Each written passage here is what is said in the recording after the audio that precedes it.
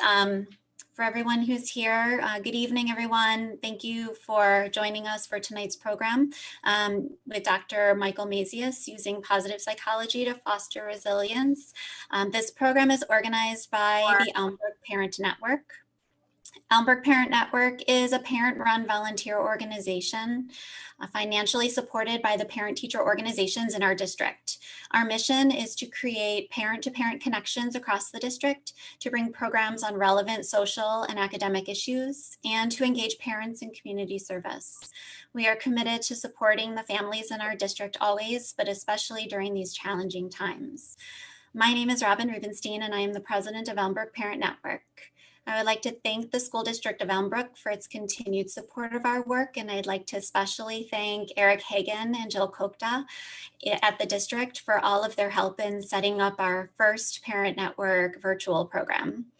I'd like to highlight one additional Parent Network offering. Tomorrow evening at 7 p.m., we are hosting Elmbrook Parent Connect, an opportunity for Elmbrook parents to come together virtually in an informal setting to discuss the challenges and opportunities of social distancing, school closings, and the cancellation of activities. Tomorrow evening's discussion will focus on fun activities, games for families, and ideas for summer fun. Registration info can be found on Eventbrite, on the Parent Network website, or in your district emails. We are fortunate to have with us tonight Dr. Michael Mazius, who will discuss preliminary research on the coronavirus's impact on our and our children's mental health and the important role of positive psychology practices in the days and months ahead. If you have a question for Dr. Mazius, please submit the question using the Zoom chat box. I will read questions in the order received at the conclusion of Dr. Mazius's presentation. Please note that this program is being recorded and will be available to view on a YouTube live stream. Unfortunately, those joining us via YouTube will not be able to submit questions this evening. Dr. Michael Mazius is a clinical psychologist specializing in the treatment of children with attention deficit disorder, underachievement syndrome, and other learning and behavioral problems. Dr. Mazius also provides marital and family therapy. He is active in working with various school systems, providing teacher consultations, workshops, and in-services. Dr. Mazius is also active in the community, speaking on a wide variety of topics pertaining to children and their families, and has spoken on numerous topics for Parent Network and Elmbrook School District organized events. We are so grateful to have him with us again this evening to share his wisdom and expertise. I'd like to welcome Dr. Michael Mazius. Thank you, Robin. And thank you all for joining tonight. This is strange, to say the least. I love to come out and speak, and one of the reasons that I love to do it is because I get to actually meet with people and chat, you know, before, during, and after. And today this is going to be different, obviously, but I also really wanted to do this. I wanted to do this because I hope that I can be of help and of use to all of you, during these, for us, I would say, unprecedented and challenging times. I'm going to talk about COVID-19 and what preliminary research suggests it might be doing to us and to our children. I'm going to talk about how for our kids, the effects actually may be harder to pick up with the naked eye than it is the effects we seem to be experiencing. I'm going to spend a little time talking about, very little time talking about neurobiology and the impact of stress on the way in which we think and feel and act. And I'm going to spend my time talking about positive practices, practices which come from two veins of research. One is the positive psychology world, lab of Dr. Margaret Seligman, and I'm going to talk too about the overlap between it and the research that has come out of Center for the Investigation of Healthy Minds, Dr. Richie Davidson, and the work that he does, work that he and his folks do. I want to just sort of add one other piece that that I think is worth like thinking about, talking about picking battles with our kids and being selective about that. Um, and then I'll summarize. And then what I would really like to do is to spend time just answering or trying to answer questions. I mean, I have to admit, this is new. This is different territory for all of us, lay people, professionals.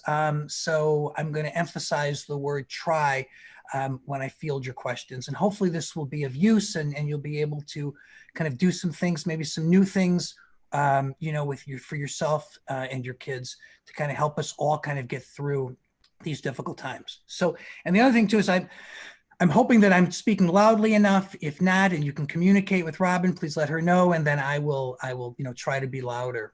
Also, I realize, and this is just so typical, I don't have a clock with, I don't have a watch with me. So, if I'll try to be conscious of the time. Robin, if you can help me with time too, that will be helpful. Okay, I'm going to try to talk for about 20, 30 minutes. Okay, thank you. All right, so let's start. I've been coming out to the Parent Network. I've been fortunate enough to be invited and to speak to you all. And I've been saying for probably the past year and a half, we all, I find, are doing a good job of bringing down the curve when it comes to anxiety and mood disorders. Our schools do a wonderful job of educating our kids early on about the ways in which their brains work, and we've been filling our minds also with positive practices to help our kids respond to life challenges with calm, cool, and collected minds. And then the coronavirus comes along, completely unforeseen, I would argue. I mean, a year ago, I don't think anybody really imagined, unless you were perhaps in the field of epidemiology and virology, I don't think anybody was thinking this was going to happen. So this comes along and it sets the stage, unfortunately, for the perfect storm for brewing up anxiety and possibly mood disorders. And so how does it do that? Well, we human beings, we are creatures of habit, and we like familiarity. And some of us, perhaps fortunate ones, don't mind change all that much. But most of us are not fans of change. And so the coronavirus comes, and it comes on abruptly, and it completely changes the ways in which most of us, if not all of us, live. So that's part of the calculus for creating anxiety. Worse yet, we also don't like change. But in addition to not liking change, we also don't like feeling uncertain or feeling out of control.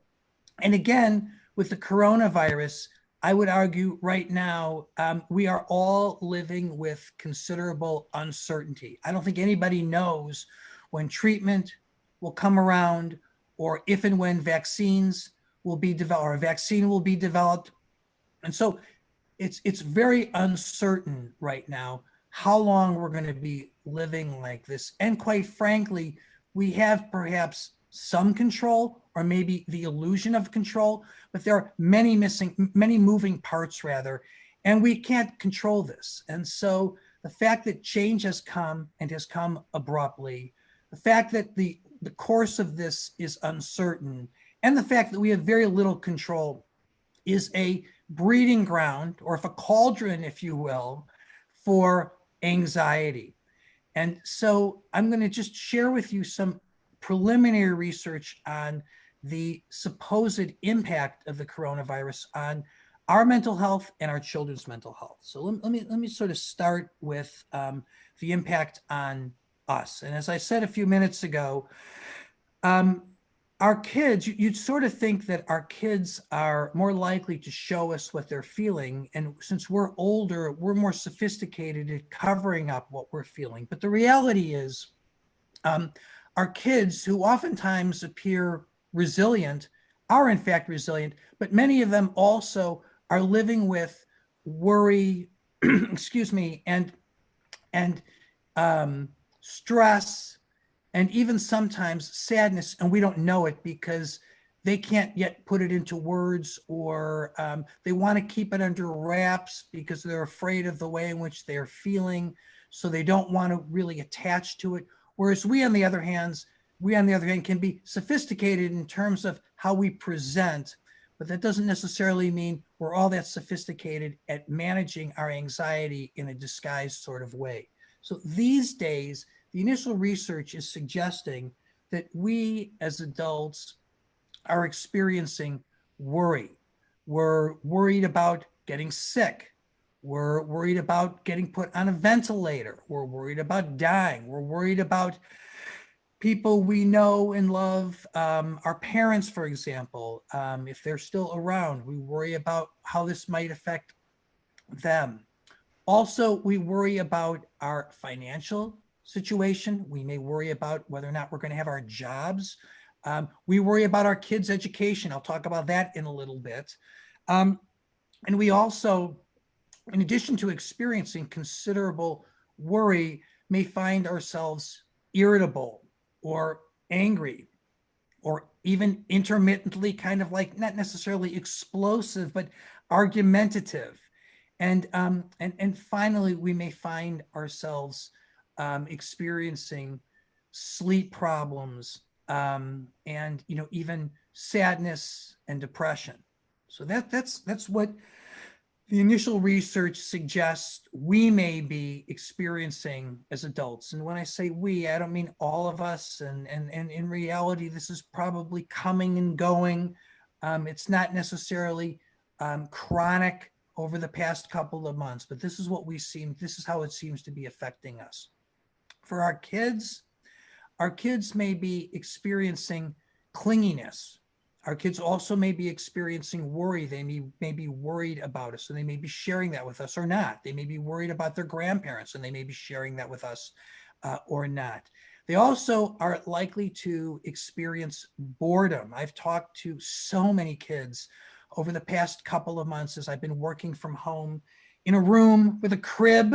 It's been really unusual, but it's happening. I'm doing it. I'm doing telemental health, a HIPAA compliant platform.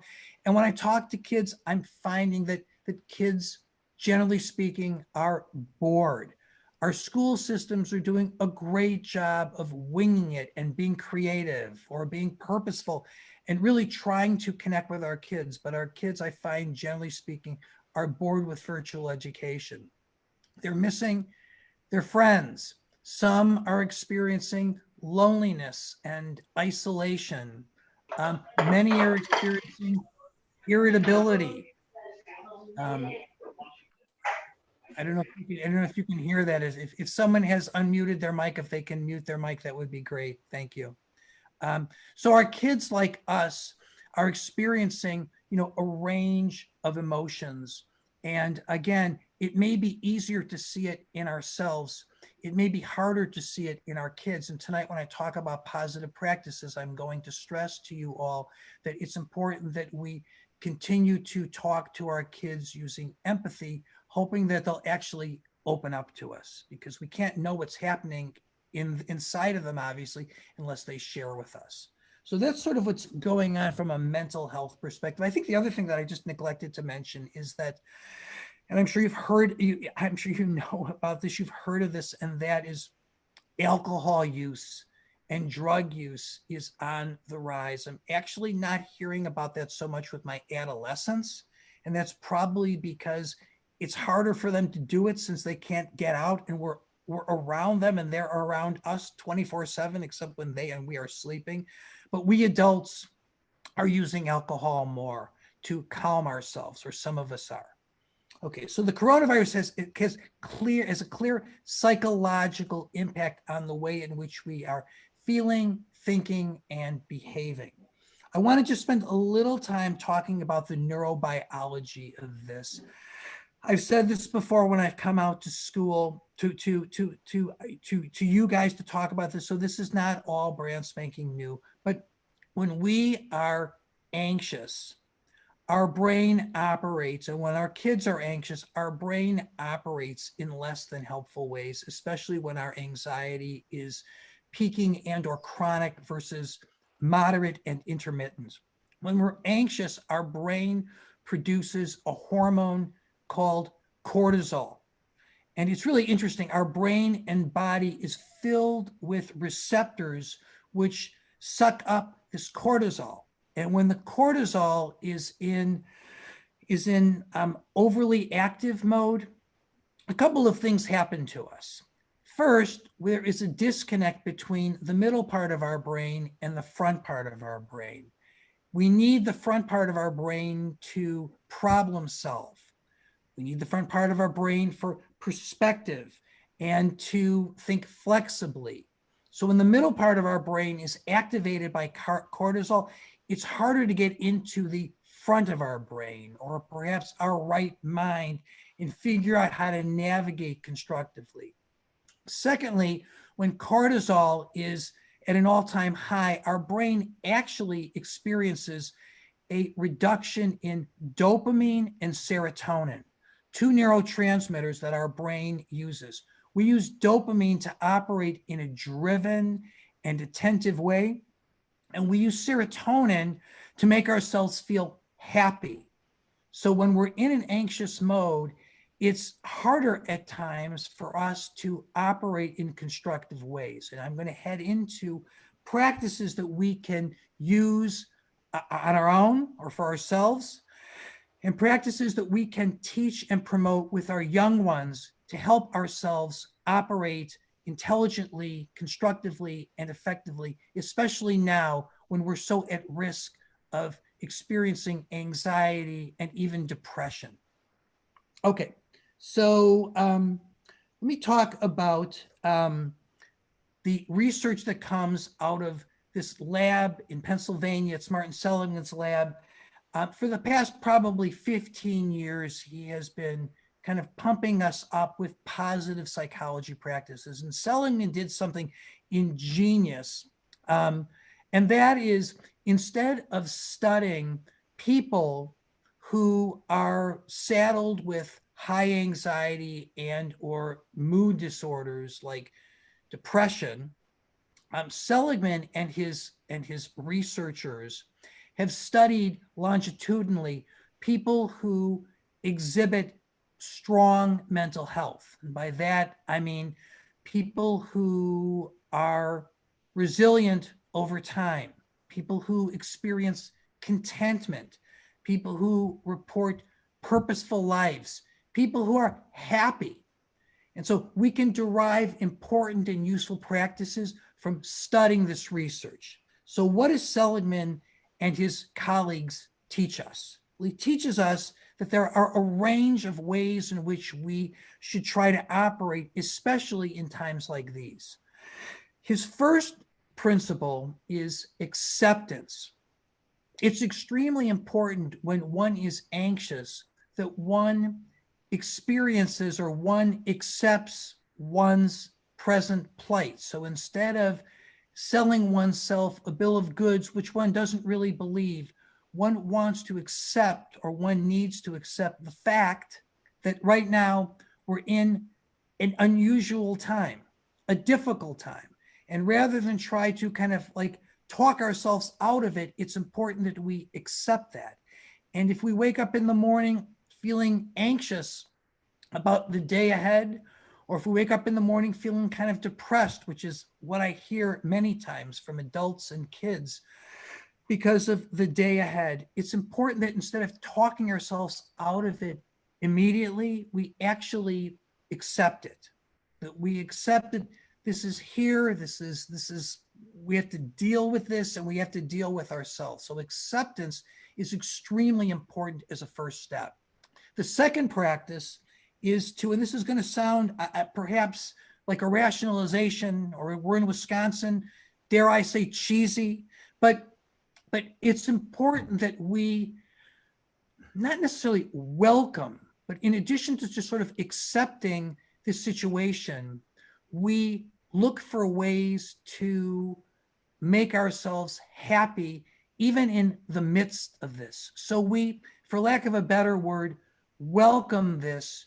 We view this as a challenge, and we think of ways in which we can make this, at worst, or maybe at best, tolerable. We have to look for ways to cope. So we need to think about how to do that. And again, that requires flexible thinking.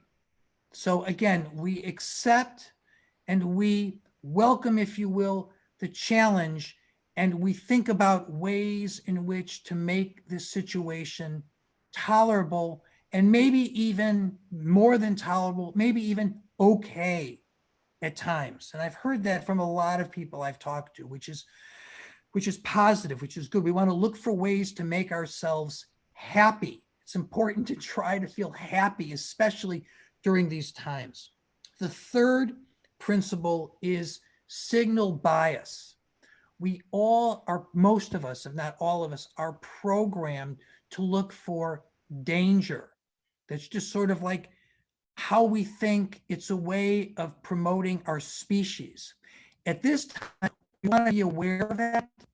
And at the same time, we want to look for positives in our environment. So this may sound, again, sort of silly, but in the mornings when I get up, especially now that the weather is nice, I'll sit outside for about 10 minutes and just listen to the birds or try to experience the sun, because that changes what I'm looking out for. Instead of looking for danger and thinking about how this is outside of my control and I don't know when things are going to return to normal or if they ever will, I try to look for positives.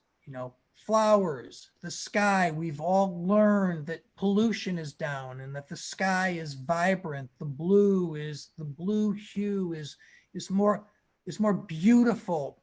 The clouds are beautiful. We want to look for these things, and we want to talk to our kids about looking for these stimuli as well, because they change the way in which our brain works. They add dopamine, they add serotonin, they bring down cortisol. So we want to be aware of signal bias, and we want to look for the positives in our environment. Fourth, you've probably heard this a ton, so you're sick of this, but I'm going to say it. We want to try to be grateful, because there is a lot to be grateful for right now. Being home and being close to our children, who sometimes we want to be distant from, because of how difficult it is having to share space 24/7. But we want to be grateful. And if we're so inclined, we want to write down in a journal what it is we're grateful for and have it close by so we can refer to it from time to time, especially when we're feeling grumpy or anxious and not so grateful. So that's 4. 5, we want to work hard, and we want to teach our kids to work hard at coordinating the way in which our brains work. There are 2 parts of the brain that we need to coordinate when we're anxious. We need to coordinate our limbic system, which is in the middle part of our brain, sort of behind our eyes and down, which gets activated when we're anxious and or depressed. And we want to coordinate that part of the brain with our prefrontal cortex or our frontal lobes, which is where we need to go when we want to problem solve and think constructively. The best way to do it, and again, you've probably heard about this, your kids have heard about this, the best way to do it is to concentrate on our breathing. Actually, to take 2 or 3 deep breaths where we're inhaling deeply and exhaling longer than we're inhaling, or exhaling for a longer time than we're inhaling. When we do that, we turn on our parasympathetic nervous system, which reduces the activity in our limbic system. That's the best thing we can do. And we have to practice this in order to get good at it, because it may not work right away, but we want to do it. We want to practice it. We want to encourage our kids to do the same. And by doing that, we actually open up the pathways to our prefrontal cortex, which then allow us to think rationally and flexibly and constructively. And, when our kids are working in school and they're working virtually and they have a lot to do, they have a lot to organize, and they're overwhelmed by what they have to do. And some of our kids are actually taking to this beautifully.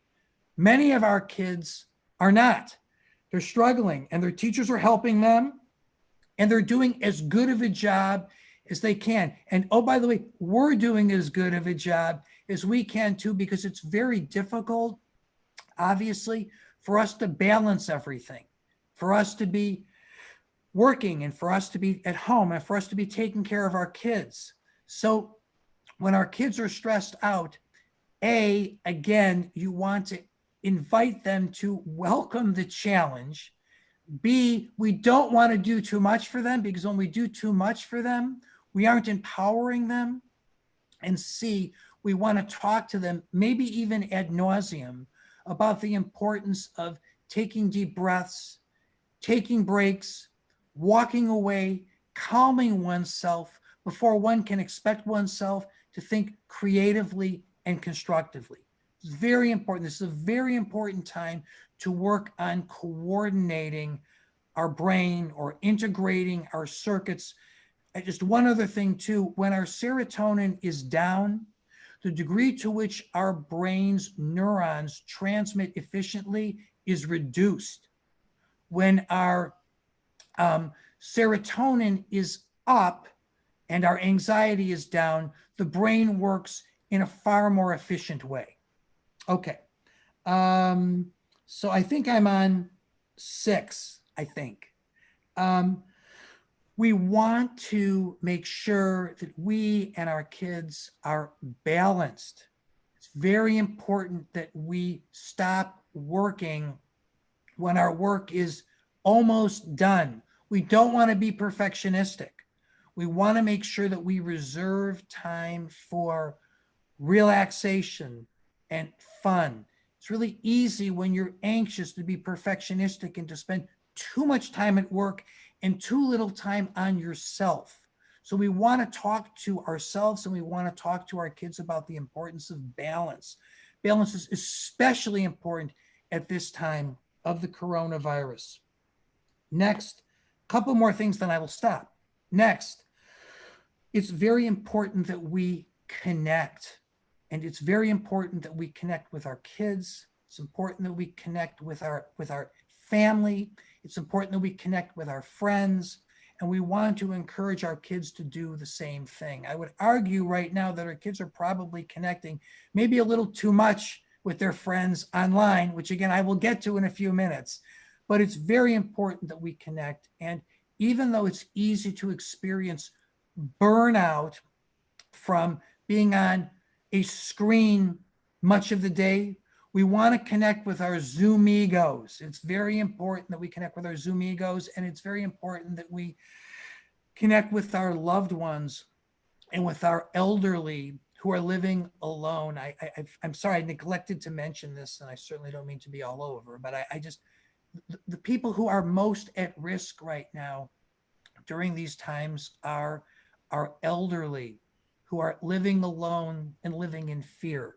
So it's very important right now when we talk to our kids about connecting, we help them grow empathy or grow their empathy for those of us who aren't as fortunate, those of us who, can't perhaps work from home, those of us who are living alone, those of us who have legitimate reasons to worry about getting the coronavirus and getting sick and maybe even dying. So it's very important that we work on our connections and we talk to our kids about what it means to be a good friend right now, which means we're there for those of us who are especially in need of connection. Maybe this is like the last thing before I just get into one other body of research very briefly. And that is, we want to be thinking about time. So like we want to think about like managing our time when we work. We want to think about like managing our time when we're in school. But we also want to think about the time limited nature of the coronavirus. Even though we don't know, we can't predict with certainty whether we will have treatment or a vaccine in a day or a month or a year or 2 years. We do know that this problem is time limited. And so we haven't discovered treatment, but the truth is we haven't discovered treatment yet.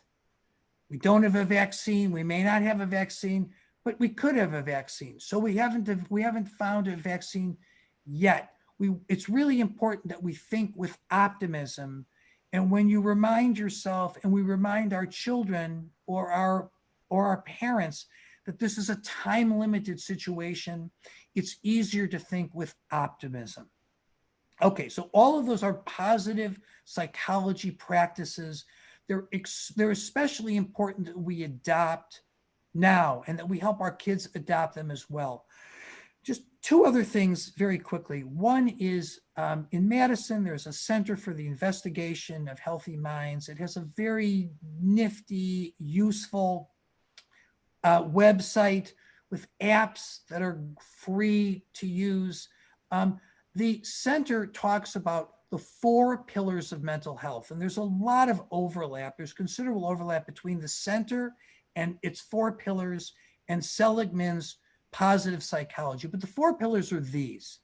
The first is self-awareness, which is really code for mindfulness. And what that means is that it's very important that we try to train our brains to think about the present and not spend too much time on the past, and even not spend too much time on the future, because the past and the future can lead to worry. So we want to try to think about the here and now, and that's what mindfulness is about. And you can do that by just being more aware of whether you're in the past, the future, or the present. And we can talk to our kids about that as well. Our adolescents have heard about this. Most of them have heard about this plenty from their teachers at school. So this is not new news for them, and it's not new news for many of us as well.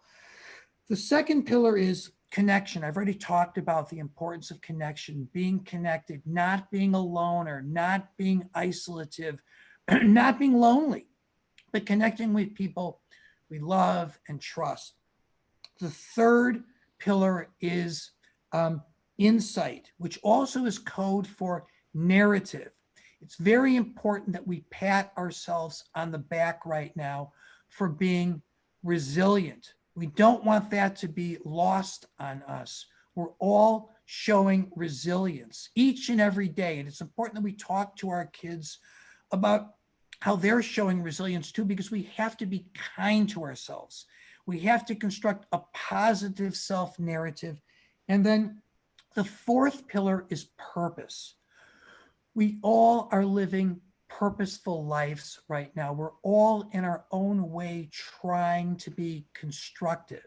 And no matter what you do, whether you derive purpose from your work and or your parenting and or the degree to which you're reaching out to your parents or your friends who have it harder than you, all of that creates purpose and meaning in our lives. So we want to be mindful of that as well. Finally, I want to just sort of add this on, and that is, yes, we want to be positive, and, each and every day we want to seek happiness. We also, at the same time, want to set limits, certain limits with our kids, which usually doesn't feel happy. But it's very important that our kids understand that right now, it's not a free-for-all. Even though summer vacation has started for some, summer vacation isn't here yet. And even when we have summer vacation, it's important, obviously, that there is structure. So what do I mean by that? I'm saying that it's very important that we take the unpopular step of having limits with respect to screen time. Because I would say a month ago, 2 weeks ago, this is just beginning to change among the kiddos I talk to, but our kids who are on screen time too much already, were on screen time an amazingly worrisome amount. I mean, I was talking to adolescents who were on the screen until like 4 o'clock in the morning and getting up at like noon to sort of show up for school. And so it's really important that we set some limits with our kids. We have rules with respect to when they can be on and when they can't be on. And the good news is I find our kids, even our adolescents, are finally and thankfully growing tired of screen time. So the time to do this is now. And because they're tired of screen time, they're actually beginning to think about what else they can do on their own and with friends, because obviously things are loosening up now. So they're looking for other things to do that don't involve screens in order to make themselves happy. So we have to have limits. Secondly, and correspondingly, we have to have limits with respect to bedtime. They need to be going to sleep at a reasonable time, and they need to be getting up at a reasonable time. And whenever we set limits with kids, especially if they're unpopular limits, we find that the fight is on early on. And then when we're rigid, in these situations only, the fight typically dies down. So when they believe that we mean what we say, they ultimately surrender, and then we have more reasonableness with respect to screen time and bedtime. Of course, we also need to be mindful about the way in which they're eating. And when I talked before about balance, we want to make sure that we and they are setting aside time for exercise. Really important. Okay, that's a lot. Sorry. So just to summarize, these are difficult times. We need to accept that. We shouldn't lie to ourselves or our kids if we think otherwise. These are difficult times, and it's okay. It's okay that they're difficult times. We will get through it. They're time limited. It's important that we seek happiness. And in order to seek happiness, we have to be thinking about that. We need to be creative, and we can do that. We're resourceful. We can find positive ways in which to be happy, while at the same time setting limits on ourselves and our kids. And these positive psychology practices, these 4 pillars of mental health, couldn't be more important today. So I hope this all makes sense, and that you're probably doing a lot of it already. And if you are, good. I'm reinforcing the practices. And if I'm giving you food for thought, that's good too. That's helpful too. Okay, so if anybody has any questions, I would love to take a stab at answering them. So Robin, Yep. you're on. We do have a question. What if your child has a hard time finding the positive, always seems to be stuck in the negative? Okay. That's a good question. Let me ask you, just so I know, because I don't want to overstay my welcome. Robin, what time is it right now? Yes, it is 7:09. So Okay. we're good. Perfect. Okay.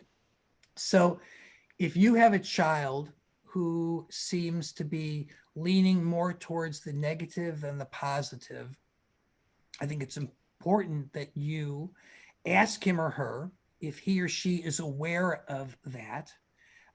You may be surprised. He may say no, or she may say no, and he or she may argue with you that you're wrong.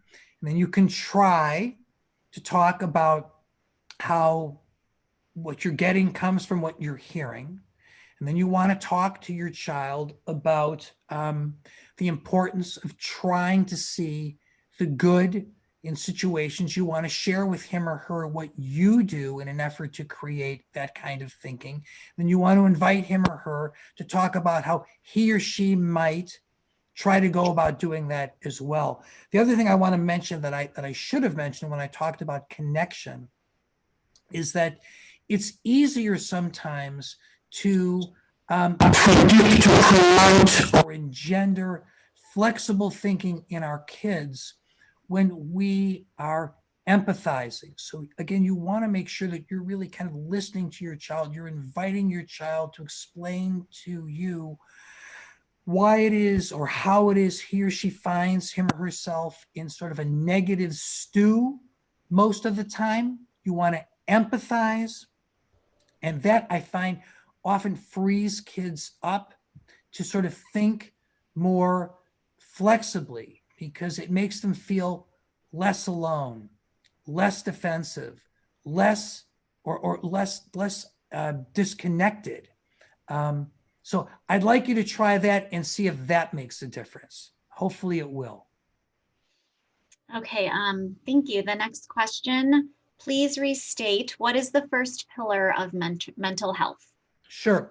The first pillar of mental health is I'm sorry, I always get these two confused. The first one is, yes, self-awareness, which is code for mindfulness. It's making sure or trying to pay attention to whether or not you're in the present or in the past or in the future. The mind is infamous for wandering. And far too often, we aren't in the present. We're thinking about the past or we're thinking about the future. And in these times, if that's where our thinking is, we may find ourselves thinking negatively because let's face it, the past was a lot more fun than the present. Or if we find ourselves thinking about the future, like when I talk to kids who are going off to college, many of them are wondering about like a gap semester or a gap year. Am I going to have to do college virtually? I don't want to do college virtually. I don't want to start off, with virtual education because it hasn't been all that much fun in high school. So kids who think about when we think about the future these days may find ourselves worrying. So we want to try to be better at being in the present and then to use our thinking to look for ways to make us feel calmer and happier. So that's the first pillar, self-awareness, mindfulness. Great, thank you. Sure. Next question, tips for managing relationships with family and friends who have different ideas about social distancing. Talking to our kids about how other families might be getting together more, but we are not, for example. So, okay, great question. Again, unfortunately, I want people to look for ways to feel happy. This is a formula for probably not feeling happy. If our kids' friends, or if our friends are, I'm just going to use this word, I don't mean it in a judgmental way, if they're more lax than we are when it comes to social distance, it's very important that we let our kids vent. That isn't going to necessarily make it easier or better, but we have to let them vent as opposed to sounding preachy or dogmatic. We let them vent, we empathize, and then we try to explain to them while telling them we realize how difficult this is for them. We try to explain to them why we're on a different page and that for now, we expect them to honor our values and our rules. This is time limited. This doesn't mean we aren't going to change it up over time, but for now, this is where we're at. This is our value, and we expect it to be a family value. And yeah, I mean, there may be some anger coming your way, but again, pick your battles. If you pick your battles and you're firm, you'll probably find that the anger will dissipate. And on the other hand, if you find that your kids are making what you think actually are good arguments because you're really thinking about it, that's what empathy is. You're putting yourself in someone else's shoes and you're really thinking about what they're saying. Maybe you'll end up on a different point on the spectrum, or maybe not. But it's just important that you really listen to each other. If you listen to them, they're more likely to listen to you. Thank you. Sure. Next question. What time should high schoolers have their phones taken away at night to get a good night's sleep? Okay. So, it's different for all kids, but I would say, and again, this makes me very unpopular with high school kids, but I do believe that at 10 o'clock, it's over. I mean, again, like this is going to be sound incredible because I know many kids who are on their phones until literally 4 o'clock in the morning. A month ago, approximately, give or take a week, I kept hearing this over and over and over again from lots of adolescents, some of whom are amazing students and who have accepted virtual education or transitioned into virtual education flawlessly, and some of whom are struggling students. So if you tell them 10 o'clock, they actually may think, that I'm not making light, but you've been affected, you've been infected. There's something wrong with your thinking because, this is just so odd and unusual. But again, to me, rule of thumb, if it's a Sunday, Monday, Tuesday, Wednesday, Thursday night, 10 p.m., it's on them if they're not ready to go to sleep to find other more creative ways of entertaining themselves until they're ready to fall asleep. I find that when kids put themselves on a different schedule after arguing a whole bunch, they actually end up falling asleep between 10 and 11 o'clock, which means they're up earlier and they're fresh. And again, when we're rested, we're better, we're happier, we have more access to our prefrontal cortex. When we're tired, we're not. Thank you. Let me see here. What can we do to give our kids purpose when school is out? What are some age appropriate examples? Okay, so again, these are excellent questions. So again, it sort of again kind of depends on what's going to happen this summer, but I find that purpose always, I rarely use the word always and never, but it almost always, if not always, emanates from giving, from some kind of charitable endeavor. Whether it's sort of like, I mean, this has sort of been done, but it's not, that doesn't mean that there isn't a need. Making masks, making food, um, uh, donating toys. Again, it doesn't have to cost a whole lot of money just to do things that are helpful to so many people in our community who are genuinely struggling even more than we are. The elderly, the poor, people who are in small homes or living in communities in which people are living close together. Finding ways to give is a wonderful way of living a more purposeful life. I mean, being kind to each other, is a wonderful way of living a purposeful life. But I would say this summer, finding ways to give to others is a perfect way of living a more purposeful life. It builds empathy, it builds connection. It's I just think through this summer for sure, if not always, the way to go. That's great advice. Yes. So it's about 7:20 now. We have a few minutes for a few more questions. Thank you, Ellen. Next, we have, if we don't go back to school in the fall, what is the best way to talk about this disappointment with our kids? So again, I think, if we end up going back and it's a hybrid system, I don't have insider information here, but if that's sort of how it starts, if it's sort of like the hammer and the dance, we go and then we discover, and hopefully this won't happen, that because of the curve spiking or changing its slope to the worse, we have to go back home. We have to quarantine again. Will kids be disappointed? For sure. Will teachers be disappointed? They'll probably be even more disappointed than kids, believe it or not. But if that happens, again, I think it's important to talk about finding a way to rise to the challenge and reminding ourselves and reminding our kids this is time limited. This is not going to be the way it is forever, but it is what it is now. And so we have to rise to the challenge. We owe it to ourselves and we owe it to each other and we owe it to others in general to be as okay with this as we can. And again, I find when kids are reminded, and when we remind ourselves that this is time limited, it makes it a little easier. Okay, let's go to you said one of the things that's important to work on in addition to connection is balance. Could you expand on that? What are some ways you'd suggest to add balance to our lives right now?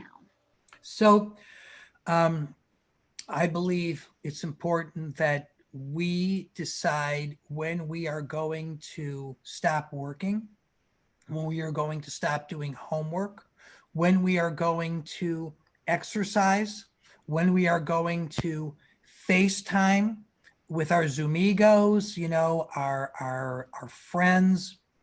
I just think structure is important in order to achieve balance. And we don't have to be super rigid, but we do have to respect the structure that we've put in place for our kids and for ourselves. If we can keep in mind that structure is a good thing, and that actually the human brain, the mind likes structure, and we can be respectful of our need for structure, I suspect we'll be living a more balanced life. Saying no, saying yes is important, obviously. Saying no is important too. We need to have both of that in play in order to be balanced. We have to know what we need. And what we need right now, of course, is mastery at work, but we also need to have fun. And if you're working all the time, you don't have balance. If you're having fun all the time, which is impossible to experience right now, I would argue, you aren't in a balanced state. So structure is super important right now. Okay. Here's my kids and I have different opinions about how much schoolwork is too much. I think they spend too much time complaining, and they're just angry and mad with anything school related. So there's not a specific question there, but probably how to deal with that. Yeah, so I want to say something too. I neglected to say this, but I think this is very useful, and most of our kids are already doing this, and most of us parents are encouraging our kids to do this. And that is, if your child is complaining about the workload, and you and he or you and she have a difference of opinion with respect to what they're supposed to do and how long they're supposed to be working, it's very important that we encourage our kids, or if our kids are really young, we help our kids email their teachers. Not because I want the teacher to be the bad guy, but because I think it's important that we invite the teachers to weigh in. And our teachers often, if not always, talk to us parents about the importance of helping our kids become advocates for themselves. This is the perfect time to promote self-advocacy, so we can cut down on the conflict by inviting our teachers in on the discussion. I have found many times with our kids that when they invite the teachers in, it actually makes the learning process smoother. Our teachers should be flexible. If anything, this process has made it mandatory for them to be flexible. They understand that this is tough for our kids. And so they're really into differentiated instruction right now. So that's a good way of sort of ironing out differences between you and your kiddos when you're arguing or in conflict or have disagreements over school and schoolwork. Great. I think that was it for questions. We had someone share in the chat the Center for Healthy Minds website, which is great. I'm definitely going to check that out. I've heard of their organization. It's wonderful. I have never looked at their website. So thank you for sharing that with us. My pleasure. And I believe that's it for questions now. And if anyone else has any questions, you could submit them now. Otherwise, I think we'll probably wrap up. We have many thank yous coming in the chat box. So thank you so much, Dr. Mazius, for spending time, for all of your advice. Wonderful, practical advice that parents can take and use with their children right now, and especially during this time. So appreciate it. Thank you. Thank you, Robin. Thank you for having, thank you to all of you for coming and for tuning in and for listening. And I hope this was useful. And I look forward to coming out again at some point in the future, perhaps virtually, but for sure at some point in real time, so we can talk and we can actually think back to tonight's presentation and hopefully, share a laugh and share a congratulations or two. So thank you, Robin. Take care, everybody. Thank you so much, Dr. Mazius. Thank you so Night, much. everyone. Good night.